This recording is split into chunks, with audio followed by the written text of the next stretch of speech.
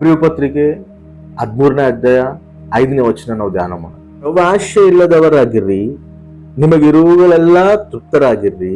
ನಾನು ನಿನ್ನನ್ನು ಎಂದಿಗೂ ಕೈ ಬಿಡುವುದಿಲ್ಲ, ಎಂದಿಗೂ ತೊರೆಯುವುದಿಲ್ಲವೆಂದು ದೇವರು ತಾನೇ ಹೇಳಿದ್ದಾನೆ.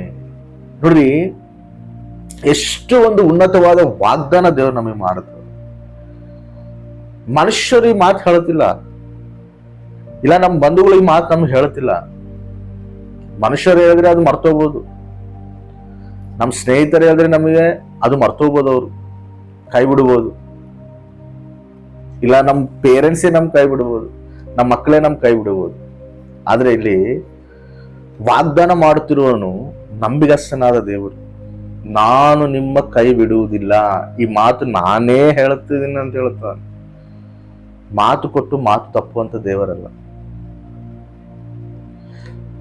ನಾವು ಮನುಷ್ಯರು ನಂಬ್ಕೊಂಡು ಹೋಗ್ತೀವಿ, ಮನುಷ್ಯರು ನಮ್ ಕೈ ಹಿಡಿತಾರ, ಮನುಷ್ಯರು ನಮಗೇನೋ ಸಹಾಯ ಮಾಡ್ತಾರ, ಮನುಷ್ಯರು ನಮ್ಗೆ ಇದಾರ ಅನ್ನೋ ಒಂದು ಧೈರ್ಯ ಕೂಡ ನಮಗಿರುತ್ತೆ. ಅಂದ್ರೆ ಏನು, ನಮ್ಮ ಕುಟುಂಬಸ್ಥರೇ, ಇಲ್ಲ ನಮ್ಮ ಬಂಧುಗಳೇ, ಇಲ್ಲ ನಮ್ಮ ಸ್ನೇಹಿತರೇ, ನಮ್ಮ ತಂದೆ ತಾಯಿಗಳೇ, ಮಕ್ಕಳೇ, ನಮಗೊಂದು ಧೈರ್ಯ. ಕುಟುಂಬ ಅಂದಮೇಲೆ ಧೈರ್ಯ ಇರ್ತದಲ್ರಿ, ಹೌದಾ? ಇಲ್ಲ, ನನ್ನ ಅಪ್ಪ ಇದಾನಂತ ಧೈರ್ಯ, ನಮ್ಮ ಇದ್ದಾಳಂತ ಧೈರ್ಯ, ಅವ್ರಿಗೆ ನಮ್ಮ ಮಕ್ಕಳಿದಾರಂತ ಧೈರ್ಯ. ಎಷ್ಟುವರೆಗೆ ಇವ್ರು ನಮ್ಮ ಜೊತೆ ಇರ್ತಾರ?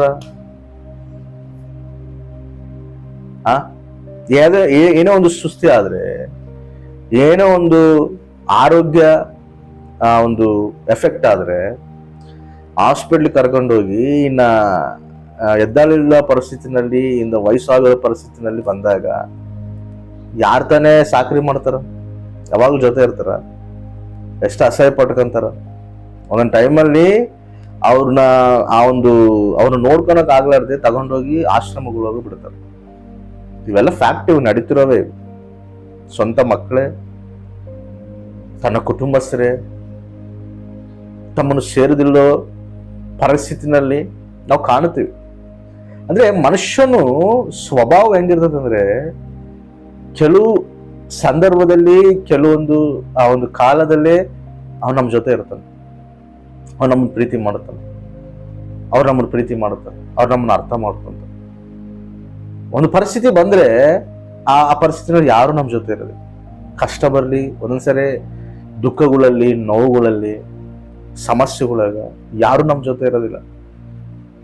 ಆದ್ರೆ ದೇವ್ರು ಏನಂತ ಹೇಳ್ತಾನೆ ಗೊತ್ತಾ? ನಾನು ನಿಮ್ಮ ಕೈ ಬಿಡುವುದಿಲ್ಲ. ಆಮೇನ್. ನಾನು ನಿಮ್ ಜೊತೆ ಇದ್ದೀನಿ, ನಾನು ನಿನ್ ಜೊತೆ ಇದ್ದೀನಿ, ನಾನು ನಿನ್ ಕೈ ಬಿಡುವುದಿಲ್ಲ, ನಾನೇ ಈ ಮಾತು ಹೇಳ್ತಿದ್ದೀನಿ ಅಂತ ಹೇಳ್ತಾನೆ. ಆದ್ರೆ ನಮಗೆ ಯಾವಾಗ್ಲೂ ಯಾರ ಮೇಲೆ ಕಣ್ಣಿರ್ತದೆ ಗೊತ್ತಾ? ನಮ್ಮ ಕುಟುಂಬದಲ್ಲೇ ಕಣ್ಣಿರ್ತದೆ. ಅವ್ರೇನ ನೋಡ್ಬೇಕು, ಇವ್ರ ಎದಕ್ ನಾನು ನೋಡ್ಕೊಂತಿಲ್ಲ, ಇವ್ರ ಎದಕ್ ನಾನು ಇದು ಮಾಡ್ತಿಲ್ಲ, ಇವ್ರ ಎದಕ್ ನಾನು ಇದು ಮಾಡ್ತಿಲ್ಲ. ಅಂದ್ರೆ ಮನುಷ್ಯರಲ್ಲೇ ನೋಡ್ತಿರ್ತೀವಿ ನಾವು.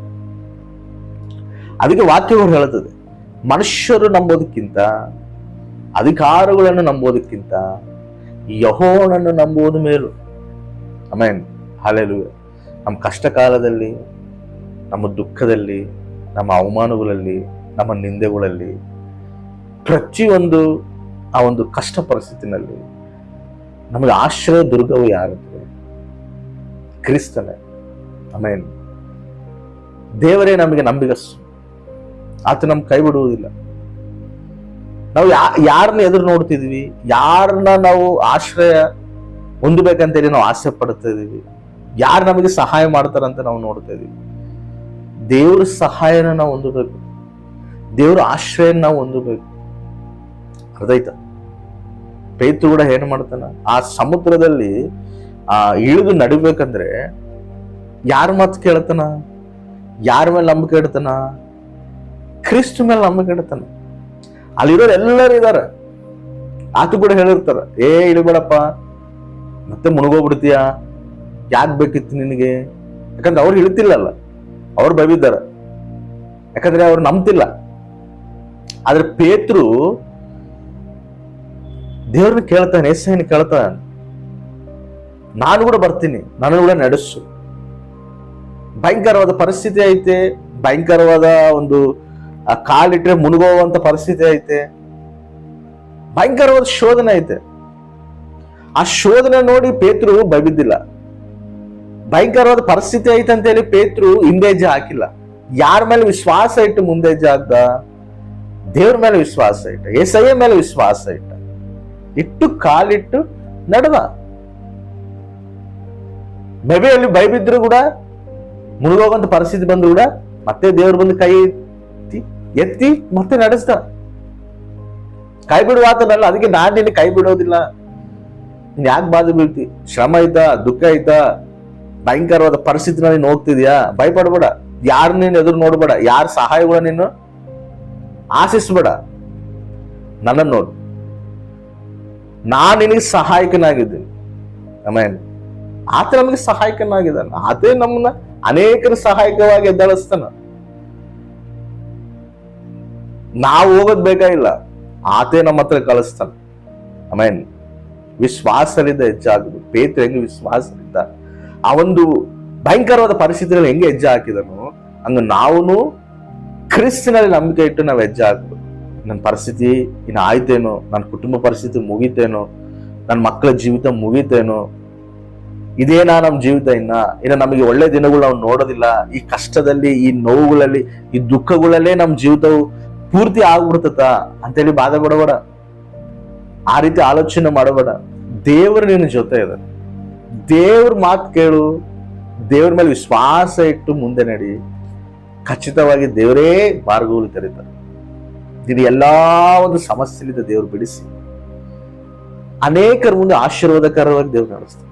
ನಿನ್ನ ಶತ್ರುಗಳ ಎದುರಲ್ಲಿ ನಿನ್ನನ್ನು ತಲೆಯಾಗಿಡ್ತೀನಿ ಅಂತ ಹೇಳ್ತಾನೆ. ನಾನು ನಿನಗೆ ವಿಂದು ಸಿದ್ಧಪಡಿಸ್ತೀನಿ ಅಂತ ಹೇಳ್ತಾನೆ. ನನ್ನ ಮಕ್ಕಳನ್ನು ನಾನು ತಲೆಯಾಗಿಡ್ತೀನಿ ಅಂತ ಹೇಳ್ತಾನ. ಪ್ರತಿಯೊಂದಕ್ಕೊಂದು ಸಮಯ ಇರ್ತದೆ. ವಿಶ್ವಾಸಲಿದೆ ಎದುರು ನೋಡೋದು. ಎಲ್ಲ ದೇವ್ರು ನನಗೆ ಮೇಲೆ ಮಾಡ್ತಾನೆ. ಒಂದು ಸಮಯ ಬರ್ತದೆ.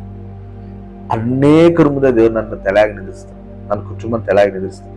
ನನ್ನ ಮಕ್ಕಳನ್ನು ಕೂಡ ತಲೆಯಾಗಿ ನಿಂದಿರ್ಸ್ತಾನೆ. ನಾನು ವಿಶ್ವಾಸಲಿದ್ದ ನೀನು ದೇವ್ರನ್ನ ಹಿಡ್ಕೊಂಡು ನಡಿ. ನೀನು ಕೈ ಬಿಡೋದಿಲ್ಲ. ದೇವ್ರು ಕೈ ಬಿಟ್ಟಾನೇನೋ ಅಂತ ನೀನು ಅನಿಸ್ತಿರ್ಬೋದು. ನನ್ನ ದೇವ್ರು ನೋಡ್ತಿಲ್ಲೇನೋ, ನನ್ನ ಕುಟುಂಬ ನೋಡ್ತಿಲ್ಲೇನೋ ಅಂತೇಳಿ ನಿನ್ಗೆ ಅನಿಸ್ತಿರ್ಬೋದು. ಗಟ್ಟಿಯಾಗಿಡು, ವಿಶ್ವಾಸನ ಗಟ್ಟಿಯಾಗಿಡು. ಬಿಡಬೇಡ ವಿಶ್ವಾಸನ. ದೇವ್ರ ಮೇಲೆ ನಂಬಿಕೆಯನ್ನು ಬಿಡಬೇಡ. ಆ ನಂಬಿಕೆಯನ್ನು ಗಟ್ಟಿಯಾಗಿಡ್ಕೊ. ಒಂದಿನ ಖಚಿತವಾಗಿ ಅನೇಕರ ಮುಂದೆ ಆಶೀರ್ವಾದಕರವಾಗಿ ದೇವ್ರು ನಡೆಸ್ತಾನೆ. ಅದಕ್ಕಂದ್ರೆ ವಾಗ್ದಾನ ಮಾಡೋಣ ದೇವರು, ನಾನು ನಿಮ್ಗೆ ಕೈ ಬಿಡುವುದಿಲ್ಲ ಅಂತ ಹೇಳಿದ. ಈ ಮಾತು ನಾನೇ ಹೇಳ್ತಿದ್ದೀನಿ ಅಂತ ಹೇಳ್ತಾನೆ. ಆಮೇಲೆ